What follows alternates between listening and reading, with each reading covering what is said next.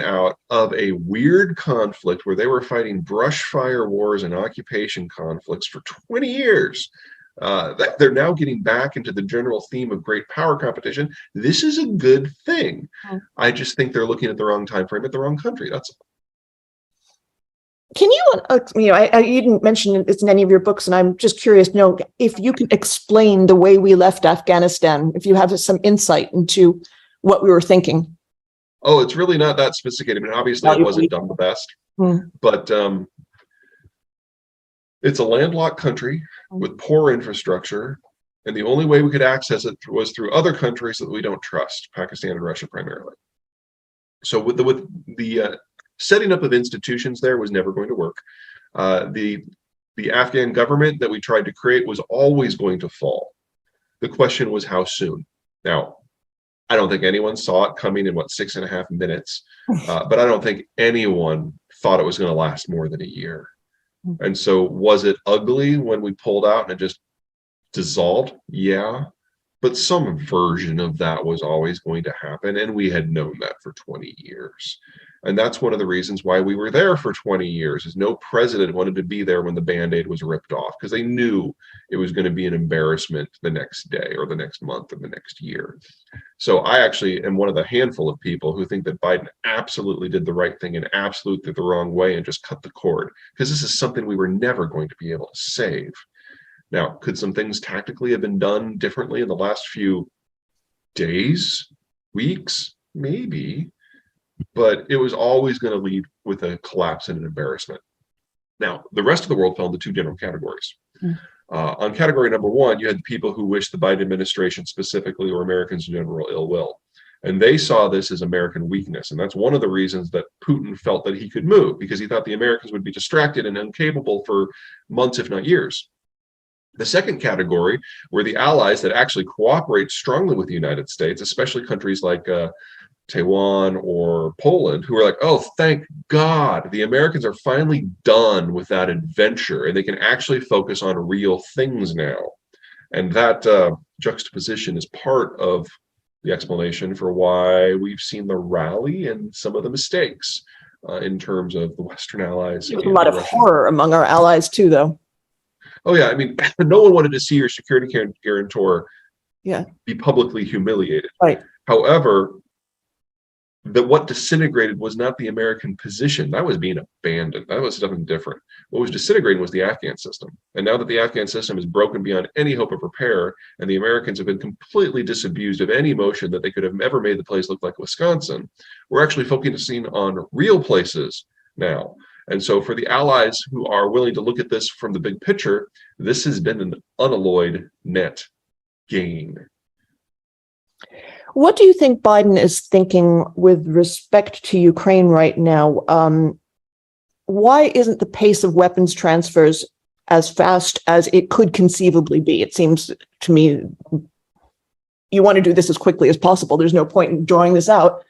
What do you think is the thinking? Is it that we just don't have them? Is it that he's worried about triggering Putin's sense of that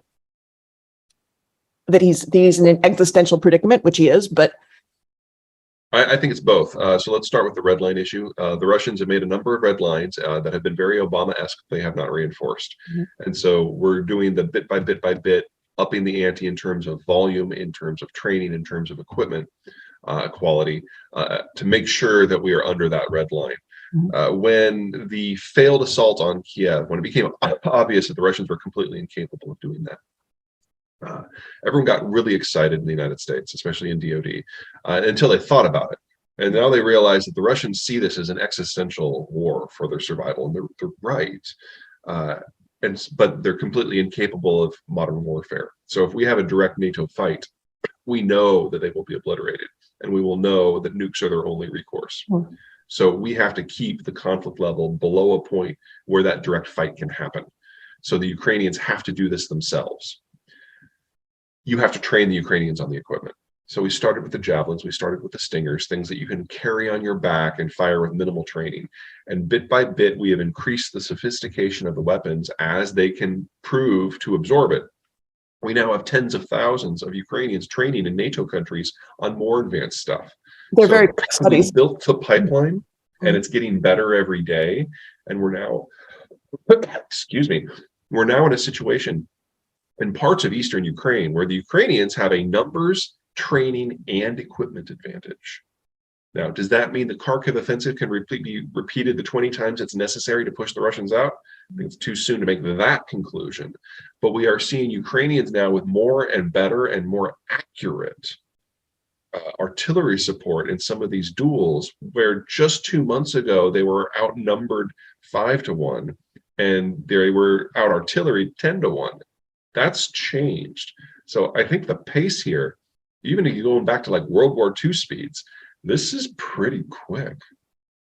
Now, you initially thought that Kiev was going to fall within a few days. Months. How do you? Well, actually, I said Kiev probably within a month to 3, and all of Ukraine 3 to 6. Where were you? What would you look at in retrospect if you wanted to predict what has actually happened? Where do you think the prognostication went wrong? Well, oh my God, that's a long conversation, but we'll do our best. Okay, let me start out by saying it wasn't just me. I was probably one of the more optimistic people out there that the Ukrainians would be able to hold out for a few months.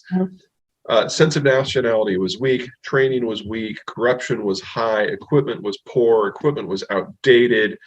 Everything that we thought we knew about Ukraine, they have overperformed, and good for them. On the Russian side, world's second largest military, capable of carrying out multiple military operations, not on an American scale, but still on different continents simultaneously. And you can literally walk from Russia to Ukraine. The Russians conquered Ukraine for the first time 300 odd years ago. They never gave it up since, until 1991 when their system collapsed. The idea that this was going to be an easy fight, I didn't think was all that controversial. And in fact, at the time, it wasn't. And they were able to capture the Crimea without firing a single shot just 8 years ago. So that was kind of the baseline understanding. We now have a much better appreciation of the degree of rot in the post-Soviet system. And it appears that in the military, it's actually stronger than it is in the civilian infrastructure. The person who is primarily responsible for that is the defense minister, Shoigu, who has been a personal friend of Putin going back to his time in East Germany. He has probably siphoned off a quarter of the defense funds for him and his cronies specifically, and he's created a culture of corruption that goes all the way down to the enlisted officer. So we now know that most of the money that the Russians have thrown at the rearmament program was simply stolen. So they are now using equipment that dates back to the 60s. And they seem to be, at the moment, so incapable of even making artillery shells, which this is an artillery force that's supposed to be the biggest in the world, that they're bringing in equipment from North Korea that in many cases is in excess of 40 years old. I don't know how familiar you are with physical chemistry when it comes to explosives, but that's really bad. An artillery shell is an explosive strapped to a second explosive that's a propellant that you put in a tube under high pressure. And so old stuff just blows up in the barrel, and we're seeing a lot of that. So we are possibly seeing Russia revert to a pre-industrial military. Now, You think their nuclear weapons still work? oh my God, I have no idea. That's part of the problem here. You would think that if anything works, it would be their artillery and their nukes. Well, their artillery doesn't work anymore, or at least not how it used to. And we just have this massive Soviet arsenal that they're pulling out of mothballs that hasn't been maintained appropriately, and a lot of the nukes fall into that category too. The high-end nukes were supposed to be the Iskanders, and we've now seen that the Russians have already used over 2/3 of what they had, and most of them missed. So it's become a black box when it comes to the high-tech stuff. What they're using, they don't have a lot of, and what they're using doesn't really work very well. So yeah, the nukes are a question point. Does this mean that the Russians can't win? No. Just the sheer number of forces that the Russians are able to potentially mobilize are huge. but none of them are They trained. can pull it off. They're not trained. Logistics aren't going to improve just because there are more human beings involved. No, but all of those problems, totally legitimate problems. That has defined the Russian military going back to the beginning. They throw bodies at something until it breaks. Or Now, until in half of their wars, that works. And in half of their wars, that does not work. I think it's too soon to say which one we're in right now.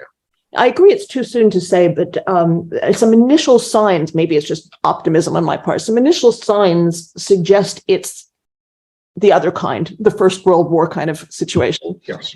I mean, is this the First World War or Crimea, or is this World War II? At the moment, it's looking a lot like the Crimean conflict, and the Russians lost almost 1 million troops in that fight before they finally gave it up. Yeah. Do you, when you look at a situation like this, how much time do you spend asking yourself what's going on in Putin's head? Do you feel that the situation is so determined by physical factors like geography and military capability that it's no point in it? Or do you spend some time trying to decide what kind of person is Vladimir Putin? What does he think? I think we've had a pretty good idea of how Vladimir Putin thinks going back all the way to the very beginning. I mean, this is a guy who his first action as prime minister was to triple down on the war in Chechnya. He believes that violence is a means to an end. He doesn't like revel in violence for violence's sake. You know, this is not Stalin. He's also not as smart as Stalin. But the idea that the coherence of the Russian system is his first and only priority is something he has not wavered on from the beginning. Now, he will use tactics to achieve that, of course, put most of Russia's neighbors in huge danger. That is not unique to him. That has been part of the Russian government mindset going back to the czars and like the early czars. So when it comes to the specifics and the tactics, I don't spend a lot of time thinking about it. The problem from my point of view is the overarching strategy. Because while he has not isolated himself to the degree that Xi in China has, he really only has 6 people who have access to him anymore. And 3 of them, Medvedev and Shoigu, are utterly incompetent. That only leaves 3 people. Who are the 3 people who you think have access to him? Igor Sechin, who is the chairman of Rosneft, who is, energy and influence. Patrushev, who is the ideologue. And sorry, I'm drawing a complete mind blank all of a sudden. Oh, the finance minister. That's it.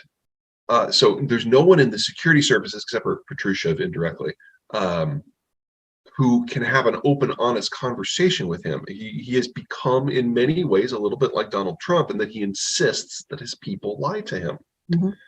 And so even if he is brilliant, and even if he never makes a mistake, he's not getting the full suite of tools that are necessary to run this war. Well, who's bringing him the news that the Russians, that the military has collapsed in Kherson, and that is Shoigu's job. Shoigu, yeah. So does he think, well, there's something wrong with my operating assumptions here, or does he have someone who he blames for it? That would be the logical, responsible adult in the room thing to think. I don't have access to know if that's what he's going through, but you would expect, if he comes to that conclusion, that there would be a purge at the top and at a minimum a significant rearrangement of personnel. We've not seen that.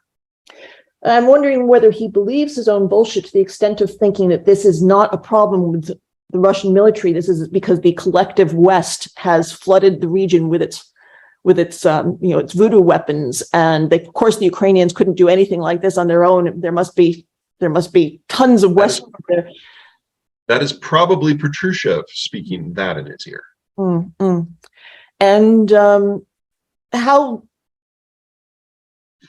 it does sort of lend itself to the idea of escalate to de-escalate, because that would be part and parcel of their strategy there, especially once they declare that the so-called independent republics are actually part of Russia.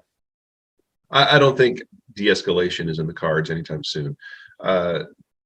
The Russian periphery is very difficult to defend unless it's a forward defense. Mm-hmm. And so from the Russian point of view, it's not just that they need Ukraine and all of Ukraine. They need the next band of countries beyond it.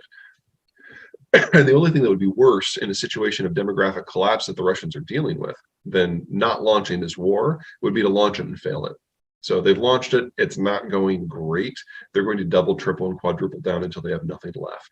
Russia historically fights until it cannot fight any longer. It has never backed down from a war without at least 500,000 battlefield deaths. And at most, we're looking at 70,000 right now.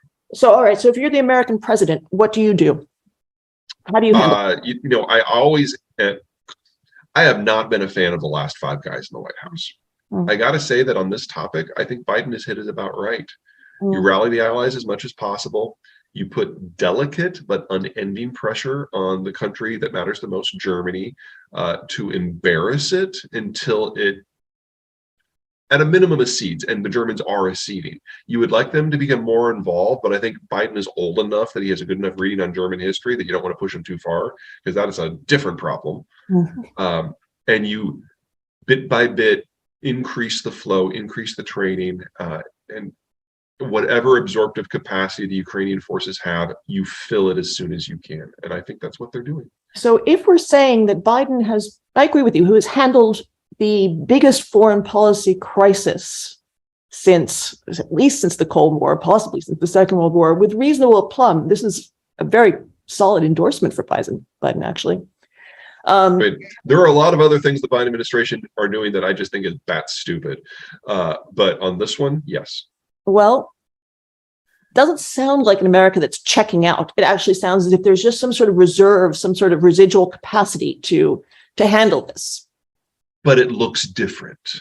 The whole idea of globalization was that security and economics were in a bit of a package. All we're seeing right now with the Biden administration is the security aspect. All the trade sanctions from Trump are not just still in place, they've been doubled down on, they've been institutionalized. With the exception of the dispute between the EU and the US on Airbus, all of those trade disputes are still there too. So I just realized that I don't even have my name on it. You're not talking here about a globalized world. You're talking about a unipolar security arrangement where the United States holds almost all of the cards and makes all of the decisions and goes its own way on economic issues. If in many ways for the rest of the world, that is potentially even worse than an America that is simply checked out. Is the EU actually putting any pressure on the US to bring down the protectionist barriers? Well, of course, the Commission is doing what the Commission does in negotiating it, but they're not getting any traction whatsoever. And there has not been a huge amount of political capital spent by any of the capitals of the member states to do it at all. The two countries that matter the most, of course, in that would be Berlin and Paris. Paris is functionally comfortable with a degree of economic nationalism because that's their standard operating procedure. And the Germans may have taken a different position, but remember, this government only started in January and the war started in February, so they've been a little bit occupied. The country that we would normally turn to if our goal was to de-escalate the trade tensions would have been the UK, but with Brexit, that's gone. Yeah, that just leaves the Dutch, and the Dutch don't have the leverage that is necessary to force the rest of the EU to pick up a topic, much less run with it. Do you think that the Biden administration seriously intends to keep these barriers up, or is it just a matter of had gotten around to taking them down? No, they've been codified. Like I said, Trump and Biden, from an economic point of view, are very similar. They're both economic nationalists. This is the new normal for American policy. I wonder. I don't know. People who believe my way, we're lost. Well, I'm not seeing that this so far is catastrophic for Europe. I mean, it's only touching certain industries. The winter hasn't come yet. And Europe still can do plenty of trading with other European countries. I don't think they're that dependent on these industries in the United States, on the US market, maybe. The vulnerability is there, but you're right that at the moment the center is holding. How about the energy situation? I was intrigued by the suggestion that Norway could somehow manage to get enough oil out to prop up the UK. Do you see that's possible? The UK, yes. Europe, no. They did find a few new fields over the last few years that are proceeding apace. The problem is the time to target. These projects take years to bring online. And the ones from 5 years ago now are starting to produce. So you can get incremental increases. And if you double investment, which is probably what we're going to be seeing over the next 5 years, you can see that those flows continue and even enlarge. But that's nowhere near enough to replace what we're going to be losing from the Russian space. And remember, in energy, we've seen a 2/3 drop off in global investment into petroleum and natural gas production. That takes years to manifest. We're seeing the early stages of that in Europe now. If we flip the switch on new investment today, we will not feel that in any meaningful way within 3 years, probably closer to 8. So the drop off that we've seen in global supplies from the Ukraine war, this is just the very beginning of a decade transition. What would the US have to do to replace the missing fossil fuels in Europe?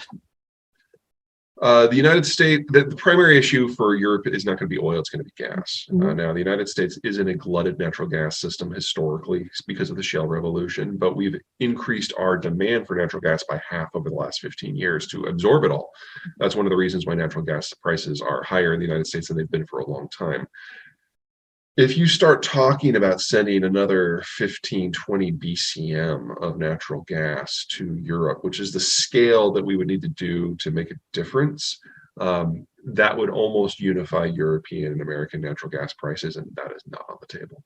Just the build out of the infrastructure in order to avoid that sort of price increase in the United States, which would be completely politically unsustainable, is not something we can do in less than a decade.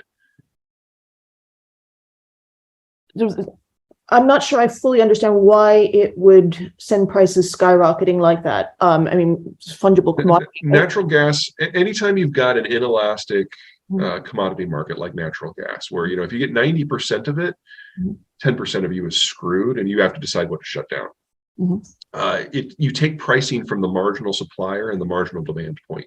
And in the case of Europe, they've lost one of their baseline suppliers in the Russians, and they're replacing it with all marginal suppliers. So any individual one of these marginal suppliers now is setting the price, and that's why you're seeing natural gas prices that are 5 to 10 times what they were just in January. In the United States, our baseline material supplier was so huge, it was waste gas coming out of the shale fields, that we traditionally, for the last 15, has it been 15? Since 2007? Yeah, 15 years. We've had natural gas in the $2 to $4 range, when in Europe it's been in the $5 to $10 range. You guys are now dealing with 70. We are now dealing with 9. Because we are becoming a marginal supplier to the European market.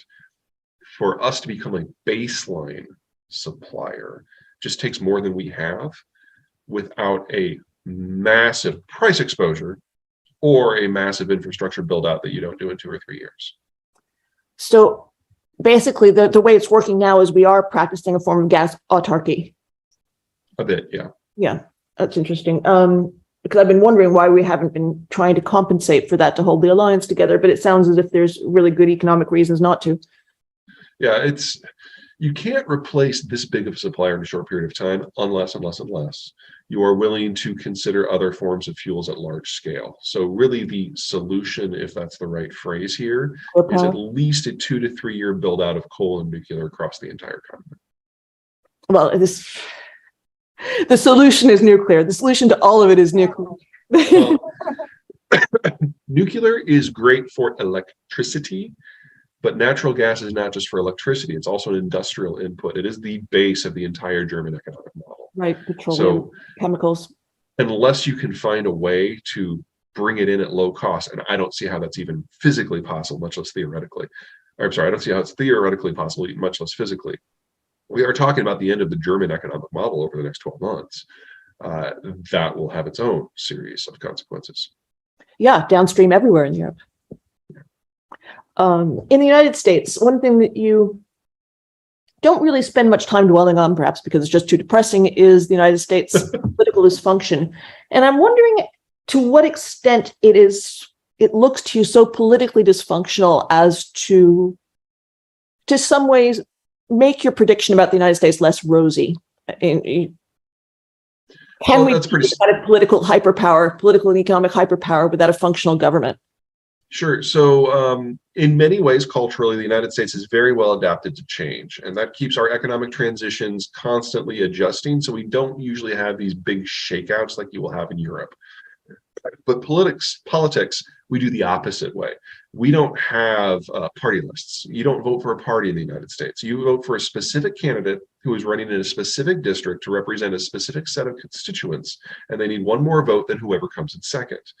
That means our parties are relatively weak, but the individuals within our parties are relatively strong. And that manifests as a series of factions within each individual party. And those factions rise and fall based on shifts in demographics and technology and economic exposure. Okay.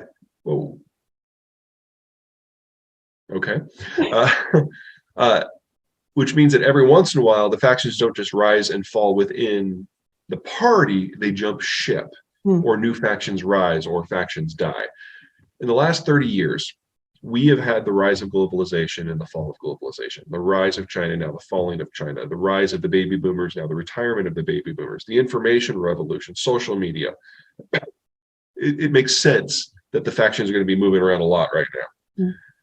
Every time that happens, America looks like it's about to fall apart. But all it is politics reshuffling into a new form that's more stable and appropriate for the age that we're actually in. This is the 7th time that we have done this.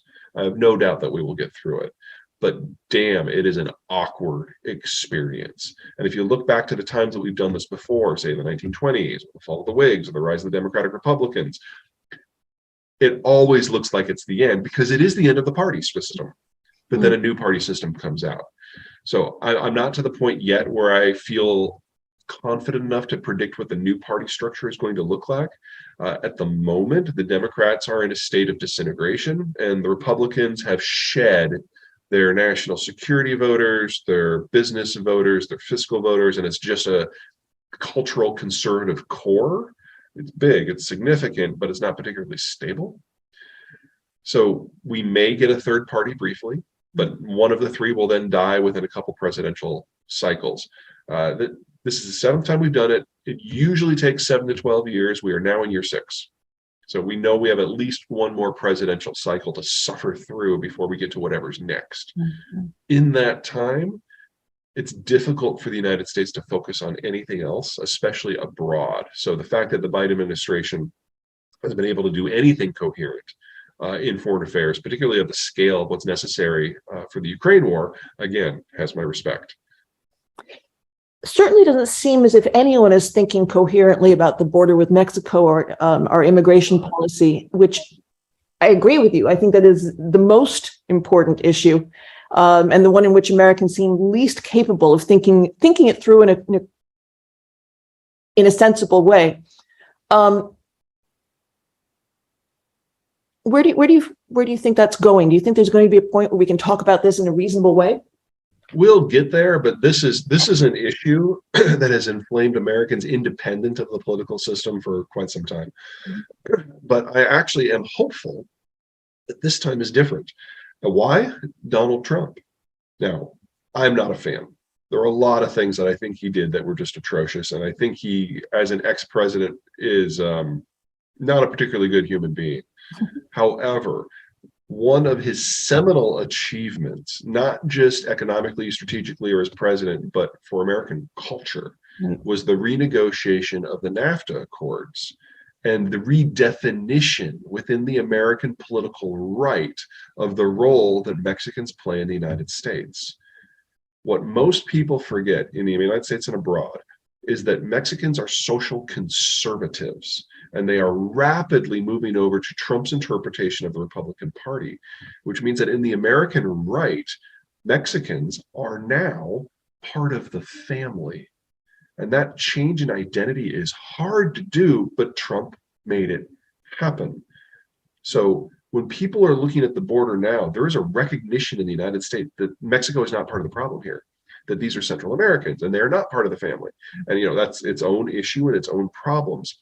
But when you have the group in the United States that has been the most opposed to migration suddenly thinking of Mexicans as normal people, that's a big step forward culturally. And that's where we are now. I see what you mean. All right. Now, final words on political forecasting in general. How well can we do it, and what do you need to know to be able to do it? Political forecasting is hard, and so excuse me. I try not to do very much of it. I do geopolitics. I do deal with issues where the baseline materials and the baseline information hasn't changed in decades and sometimes centuries, sometimes millennia. And so there's a pattern to follow. And you know that infrastructure is going to be easier to build in flat areas than mountains. You know that water transport is going to be more efficient than land transport. And you basically build a map. And then you look at other maps and you use that to kind of suss out what has to happen. The hard part of geopolitical forecasting is figuring out when it is going to happen. So the rise of the United States, easy. Disintegration of the European Union, easy. Is it going to happen this year? Hard. That is one of the advantages of books, is that they are a repository and it doesn't all have to happen next Tuesday. Disintegration of the European Union. Why do you think it's inevitable? Well, let's start with the demographic situation. Every country in Europe has aged past the point of demographic reconstitution, with a few exceptions. France is at the top of that list. Second, because of that, the EU has kind of devolved into an export union. So it is now dependent upon the ability of, almost to a Chinese degree, of getting raw materials in and getting the physical exports out. And then third, because of the way the Americans ran globalization, we actually did encourage the European continent, to the most part, to give up security as one of its guiding lights, because in the past that had led to a series of wars that ultimately we had to come in and settle. And so when I say that the Europeans have not really stepped up to the plate for Ukraine, I don't necessarily mean that as a condemnation. In many ways, that's a feature, not a bug, of the way the Americans designed the post-Cold War order. But that means that the Americans have to remain engaged day to day in order to keep the European system going in its current form, strategically and in terms of economics. And I don't think that's a good bet moving forward. Peter, you're sickening before my eyes. I can see it. Your eyes are getting glassier and redder. I think I'll let you go rest. I keep talking. I've got to be on stage here in about an hour and a half, so that's going to have to wait a little bit. But it's nothing that cough syrup and coffee can't fix. Yeah, I think you need an antihistamine. I think you're visibly sickening, and I don't want to be responsible for killing you. Thank you so much for joining us. Thank you. No problem. It's been a pleasure. Fascinating.